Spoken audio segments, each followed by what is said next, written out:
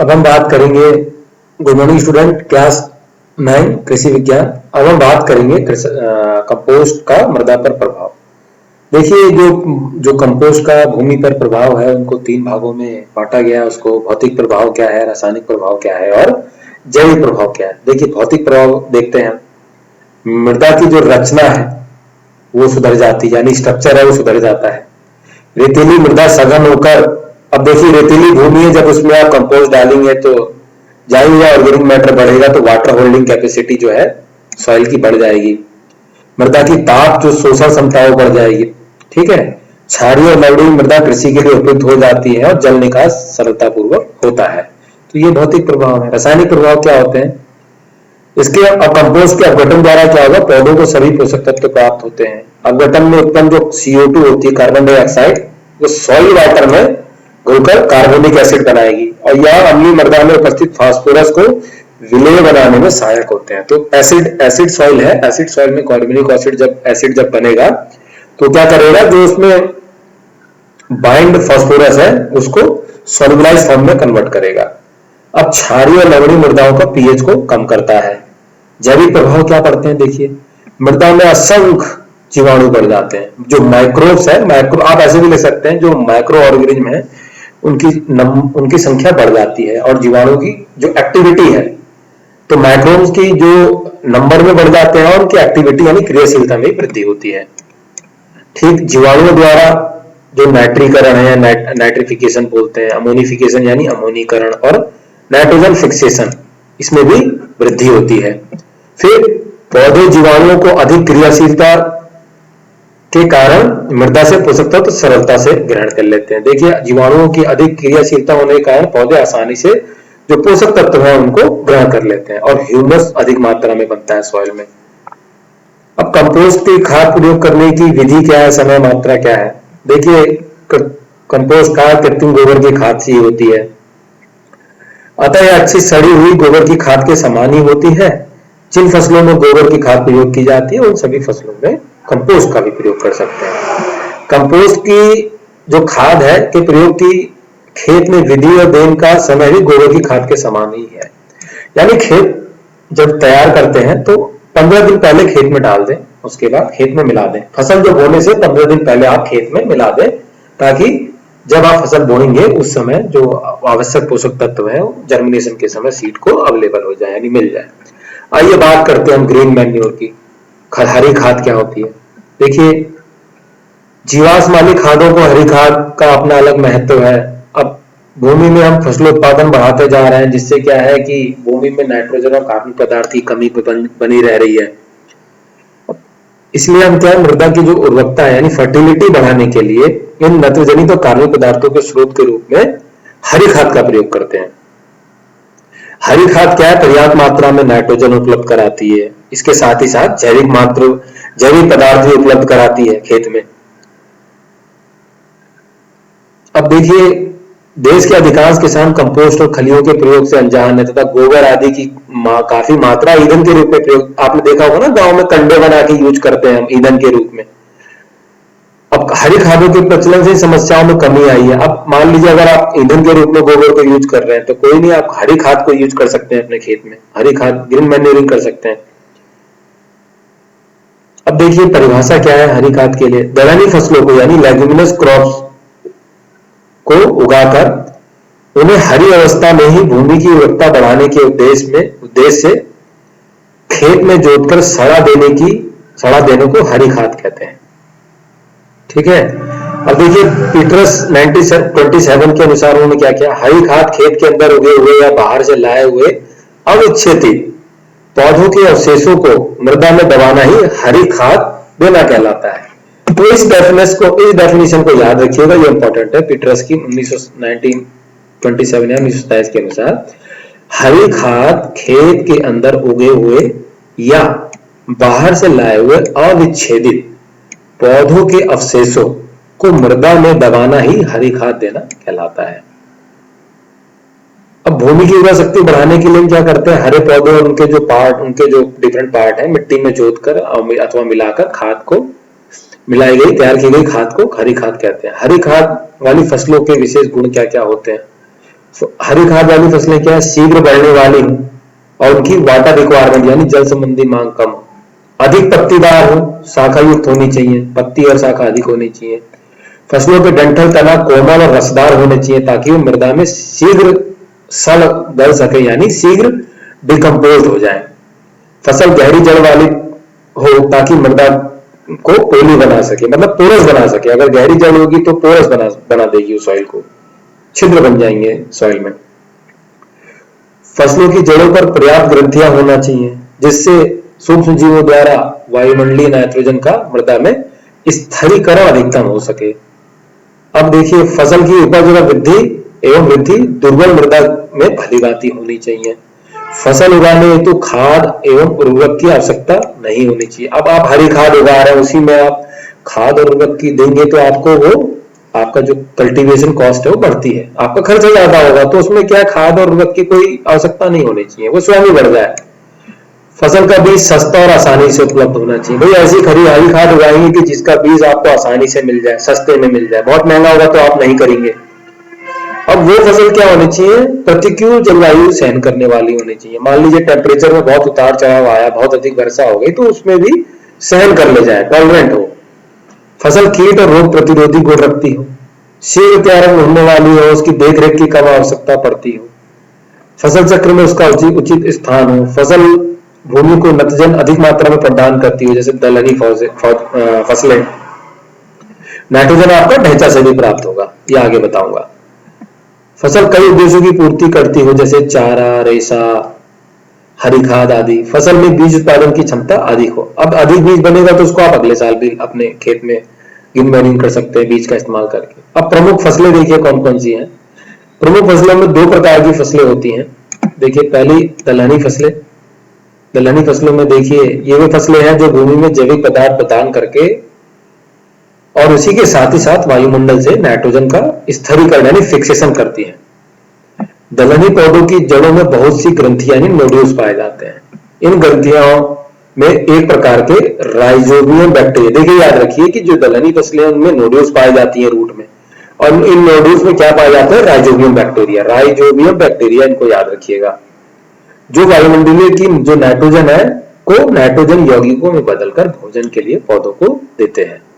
ये फसलें शीघ्र ही मिट्टी में शीघ्र ही अपघटित हो जाती हैं और मिट्टी की भौतिक, रासायनिक व जैविक दिशा में सुधार करती हैं। सन 1952 में हमारे देश में कृषि विभाग में हरी खाद संबंधी कुछ प्रयोग कानपुर में प्रारंभ किए गए और हरी खाद के उपयोग को बल मिला। इसके बाद हरी खाद का प्रयोग तेजी से बढ़ा है।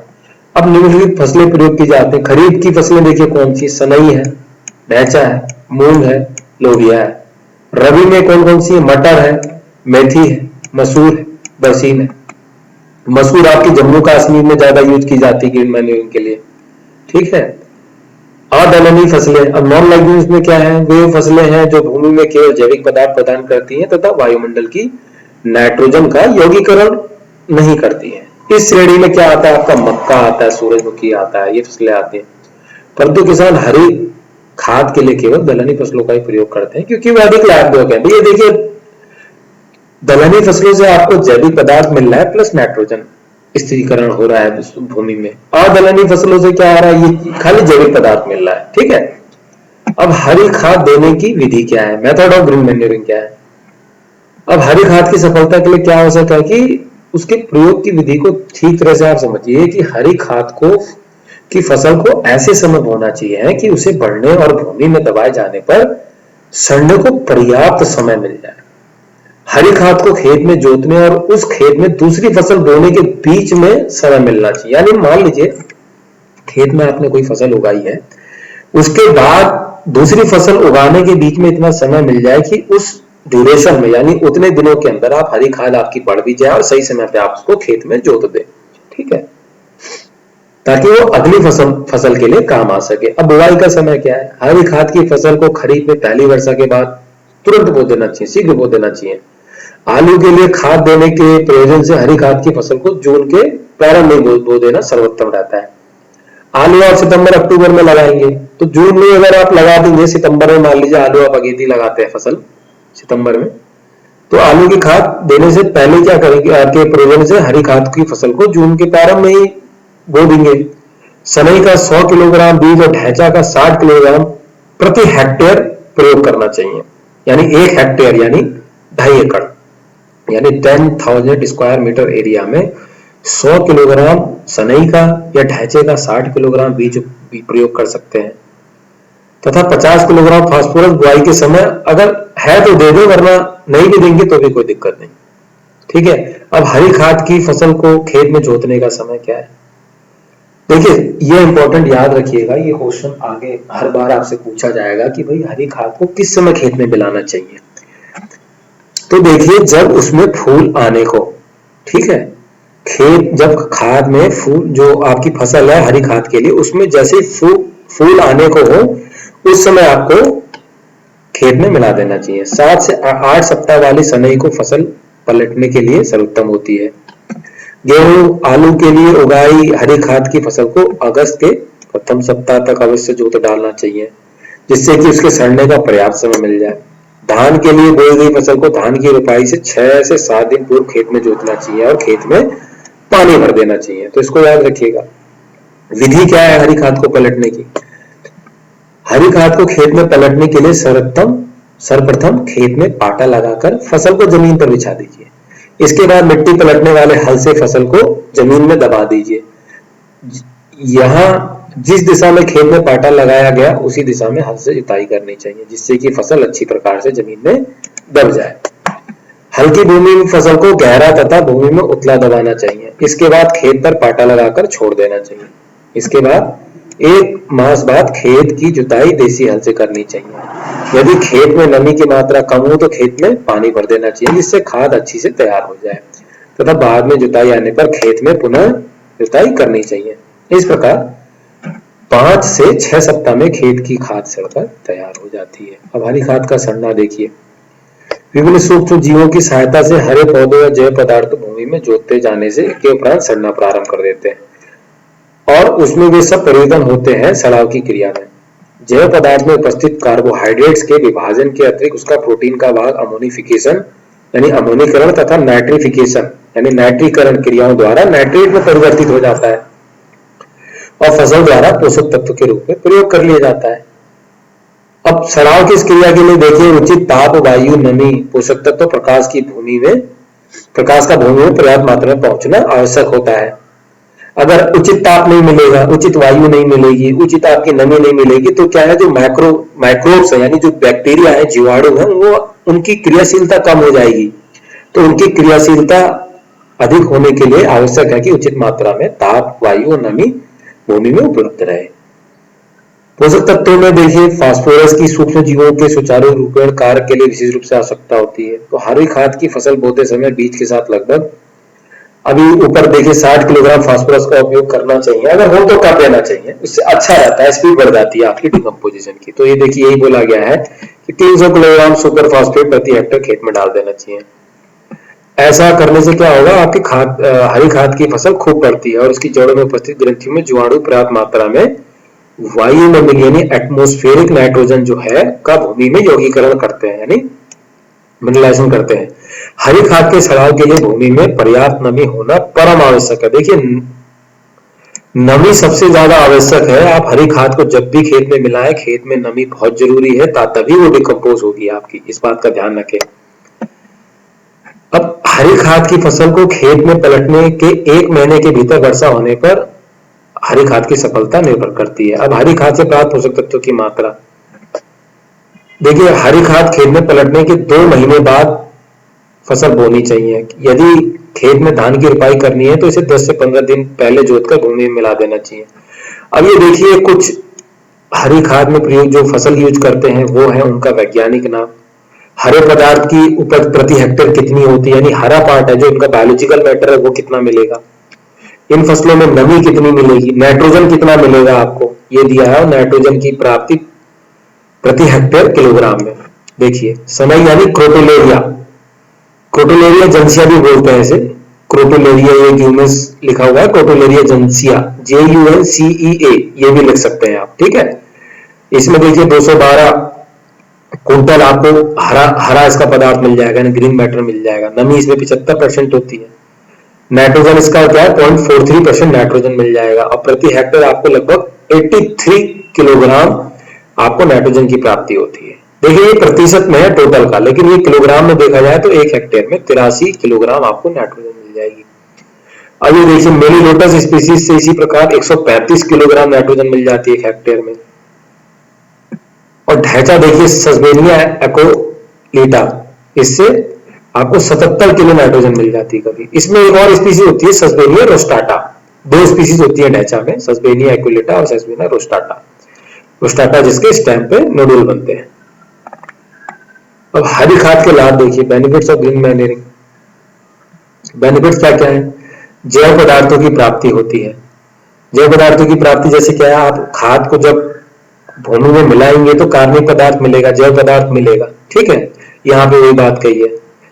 नाइट्रोजन की प्राप्ति, अब हरी खाद का क्या है, लेग्यूम क्रॉप होती है, तो अब मैंने बताया था ना नाइट्रोजन फिक्सेशन करते हैं माइक्रोब्स, तो वो आपको सीधे सीधे नाइट्रोजन की प्राप्ति होती है। पोषकों का संरक्षण तथा प्राप्ति, खेत में हरी खाद की फसल उगाने से लीचिंग द्वारा होने वाली पोषक तत्वों की हानि जैसे नाइट्रोजन नाइट्रेट के रूप में व पोटास की हानि से बचाया जा सकता है, क्योंकि ये तत्व खेत में खड़ी फसल के द्वारा ग्रहण कर लिए जाते हैं और बाद में जब फसल खेत में दबाते हैं तो जीवाश्म के रूप में ये पुनः मृदा में मिल जाते हैं तथा विच्छेदित होकर फसल को प्राप्त हो जाते हैं। ठीक है। मृदा सतह में पोषक तत्वों का एकत्रीकरण, हरी खाद की फसलें अधिकतर गहरी जड़ों वाली होती हैं और अधोसतह से ही पोषक तत्वों को चूसती हैं। जब ये फसलें खेत में दबाई जाती हैं तो मृदा सतह में पोषक तत्वों का एकत्रीकरण करती है, जो अगली फसल के लिए क्या होगा, आपका अत्यंत लाभदायक होगा। पोषक तत्वों की उपलब्धता में वृद्धि, हरी खाद की फसलें जब भूमि में दबाई जाएंगी तो इनका डिकम्पोजिशन से अनेक कार्बनिक और कार्बनिक एसिड पैदा होते हैं, जो विभिन्न तल जैसे कैल्शियम, फास्फोरस और पोटास आदि की घुलनशीलता, यानी जब आप ऐसे समझिए कि विभिन्न प्रकार के एसिड बनते हैं, वो एसिड क्या करते हैं, जो आपका बाउंड फॉर्म में कैल्शियम और फास्फोरस सॉइल में है बाउंड फॉर्म में, उनको सॉल्युबल फॉर्म में कन्वर्ट करते हैं, यानी इनसॉल्युबल फॉर्म से सॉल्युबल फॉर्म में कन्वर्ट कर देते हैं एसिड। तो कन्वर्ट कर देंगे तो क्या होगा, पोषक तत्वों की उपलब्धता बढ़ जाएगी। अधोसतह में सुधार, अब देखिए ये खादें, हरी खाद वाली फसलें क्या करेंगी, अपनी गहरी जड़ों से मृदा की अधोसतह में पहुंचकर उसकी पोली बना देती है, जिससे अधोसतह में जल और वायु का प्रवेश आसानी से होने लगता है। फलतः अधोसतह की संरचना में सुधार होता है। अब देखिए नेक्स्ट पॉइंट देखिए, इसमें खरपतवार निरंतर, हरी खाद की फसल बोने पर खरपतवार हरी खाद के साथ ही सड़कर अपने बीजों सहित नष्ट हो जाते हैं। अब बीजों सहित नष्ट हो जाएंगे तो क्या खरपतवार का नियंत्रण होगा ना, वही बात कह रही है। अब देखिए मृदा संरचना में सुधार, मृदा संरचना में सुधार क्या है कि हरी खाद में मिलने वाले जीवाश्म पदार्थ मृदा में मिलकर रेतीली व चिकनी भूमियों की संरचना में सुधार करते हैं। क्षारीय एवं लवणीय मृदा में सुधार कैसे होता है, देखिए भूमि में हरी खाद की फसल देने से अनेक कार्बनिक अम्ल पैदा होते हैं। कार्बनिक अम्ल पैदा होने से क्या है, जो मृदा की जो क्षारीयता है, अगर एल्कलिनिटी है, पीएच ज्यादा है और एसिड मिलेगा तो पीएच उसका कम होगा, वो पीएच अगर उसका क्या है ज्यादा है तो पीएच कम होगा, तो जो क्षारीयता यानी एल्कलिनिटी जो सॉइल की है उसको कम करेंगे। ठीक है, तो हरी खाद की फसलें वाष्पीकरण को भी रोककर इस तरह की मृदाओं को बनने से रोकती हैं। फसल उत्पादन में वृद्धि, देखिए जब इतने सब पॉइंट आप ऐसे भी लिख सकते हैं, जब इतने आपकी पोषक तत्वों की उपलब्धता बढ़ रही है, खरपतवार नियंत्रण हो रहा है, मृदा की संरचना में सुधार हो रहा है, तो फसल उत्पादन में वृद्धि होगी। ठीक है।